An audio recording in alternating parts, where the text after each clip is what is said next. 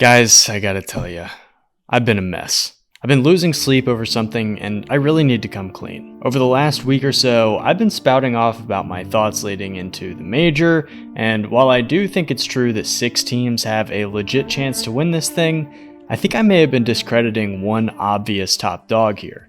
For months now, I've been propping up Carmine Corps as my best team in the world. This faith has translated into me picking them as frontrunners for this upcoming winter major. There's a slew of other teams like FaZe, Oxygen, Team Liquid, and G2 that march into this event with chips on their shoulders, who have numerous pros about why they will be truly competitive at this event, but someone is missing, aren't they? What about Gen.G, the team that absolutely rolled through the North American stomping ground in the fall split, culminating in the first LAN victory of the season? While they haven't lived up to the same results on paper this split, specifically dropping 2 straight playoff series to FaZe Clan, they still check a ton of boxes for what I look for when predicting LAN teams. Am I discounting Gen.G simply because they've already won one this season? Well, yes.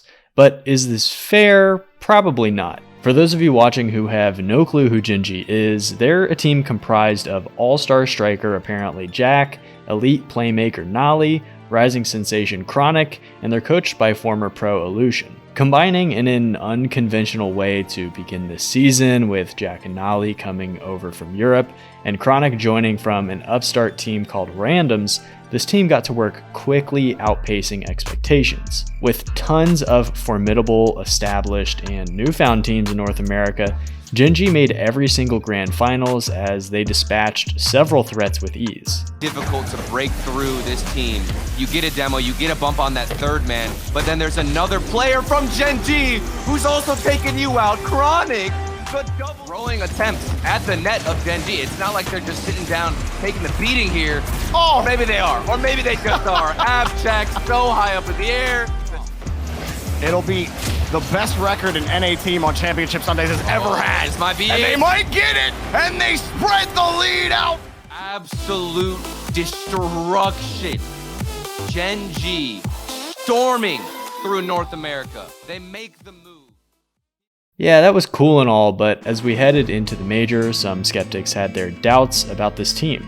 I mean, they had Chronic, who was brand new to RLCS LAN events, Jack didn't have the world's best track record on the international stage, and Nolly was a really stellar player, but could he get this team over the hump? Despite getting absolutely eviscerated by familiar faces on Oxygen in the Swiss stage, Gen.G bounced back to beat interregional rivals FaZe, Middle Eastern hopefuls Team Falcons, and then marched through the playoffs, dropping Team Liquid, FaZe again, and finally the scalding hot Moist Esports in the grand finals. It seemed improbable that this team would win it all, considering the practically insurmountable amount of pressures that had laid in their way, but here they were.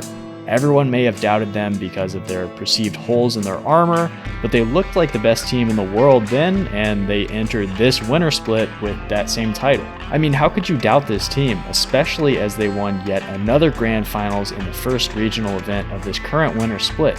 They seemed unbeatable at times, and my small monkey brain can only focus on a few things at once, so I honed my attention on new, fun things I could form wrong opinions about. Especially as Gen.G took the next 2 regional events to lose to FaZe, it seemed like there might be a new king in town. Sure, one of the losses was in Game 7 in a grand finals, in which Gen.G almost pulled out a reverse sweep, but my memory isn't very good, and if you don't win a grand finals, you're bad at the game. So here we are in the present day, and I'm on a string of podcasts talking about how, despite people saying Gen.G should be considered as favorites heading in, I think that's overblown. I mean, sure, they made 2 grand finals and only lost to 2 teams this entire split, but perhaps they've lost a bit of their edge, you know? Repeating as LAN champions feels incredibly rare, and the storyline may not provide the same edge that others do, but that doesn't necessarily mean they aren't still one of the best teams out there. Yeah, they may have dropped a series to Complexity in Swiss, something you hate for top teams to do, but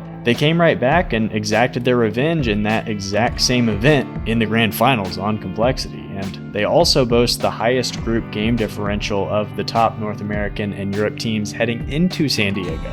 Gen.G might not have been able to beat FaZe in their last 2 matchups, but they did handily win playoff matchups against Complexity, G2, and dangerous teams like Furia and M80. FaZe may have had their number this split, but Gen.G beat First Killer and Crew twice in the fall major, and results aside, I think I may have been discounting some of Gen.G's most impressive aspects as well. They possess some of the best statistical outputs in the RLCS this split, with top-tier core stats boasting strong differentials and holding their opponents to below-average stats across the board. As Jack continues to deliver rock-solid goals per game on an above-average shooting percentage, Nolly continues to distribute to his teammates at a rate few other players can.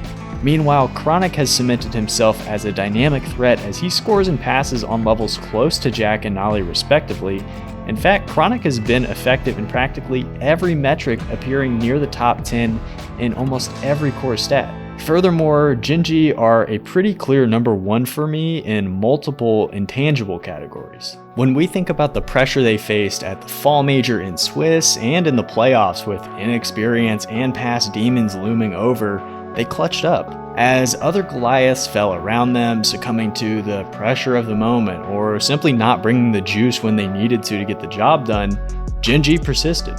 I was recently on the Pitch podcast hosted by Owen and Drew, and we were talking about aliens.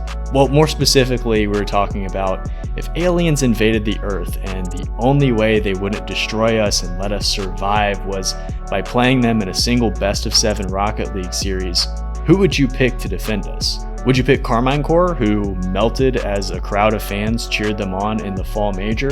Would you take FaZe, who have made a name for falling short of their potential when it matters most? What about G2, who had their ability sucked away Space Jam style when they were in the World Championship Grand Finals, and they even dropped a series to Power in the most recent fall major? Or Oxygen and Liquid, who have continuously showed us they have the juice, but aren't consistent or proven enough to put the fate of the world on their shoulders? For me, it's Gen.G, easily. If we need a team to defend us from the gray little figures for the fate of the world, why not an international team with strong team chemistry, a clear drive to win and improve, proven abilities to bounce back when adversity hits them, steely resolve in big moments, and one of the best leaders in the world. So with all of that said, Gen.G definitely should not be overlooked as we head towards this winter major. If you're asking me who I think has the best chance to win it all, the choice is obvious. Give me Team Secret, baby.